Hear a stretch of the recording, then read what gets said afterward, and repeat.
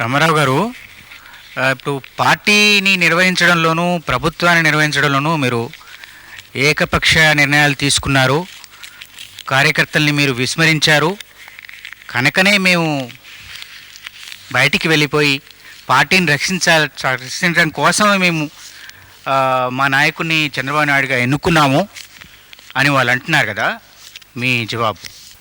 నేను ప్రభుత్వం ప్రజల దగ్గరికి తీసుకువెళ్ళినప్పుడు, అదే శ్రీకాకుళం, విశాఖపట్నం, విజయనగరం వెళ్ళినప్పుడు ఆ రోజున ఈ మహానుభావులే ఎవరైతే ఈనాడు జాతికి చిన్నతనం తెచ్చారో, అవమానకరంగా వ్యవహరించారు, తెలుగు జాతిని కించపరిచారు, వాళ్ళే చెప్పారు అక్కడ, రామారావు గారు లేకపోతే మా పార్టీ లేదు, ఆయన వల్లే నడుస్తుంది, మేము ఆయన మెలకువలు ఉంటున్నాం, కాబట్టి దీని ఘనత గౌరవం అంతా కూడా రామారావు గారి, ఆయనే మా నాయకుడు అని చెప్పిన వాళ్ళు 23వ తేదీ సాయంత్రమే ఎందుకు మారారంటారు?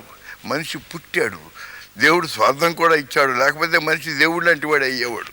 కాబట్టి ఆ పశుత్వం అనేది ఉంది, దైవత్వాన్ని అందుకోలేకపోతున్నారు. అందుకే వాళ్ళకే వాడు ద్రోహం చేసుకుంటున్నారు. ఎందుకు ప్రజాస్వామ్యం ద్రోహం చేయబడుతుంది? ఎందుకు ప్రజలు ద్రోహం చేయబడుతున్నారు? ఎందుకు మానవులు, పేదవాళ్ళు, ఈనాడు అట్టడుగున ఉన్నటువంటి బడుగు బలహీన దళిత వర్గాల వారు, వెనకబడ్డ తరగతుల వారు, మరి అల్పసంఖ్యాక వర్గాల వారు, వీరందరూ సమస్యలతో ఇంకా ఉన్నారు.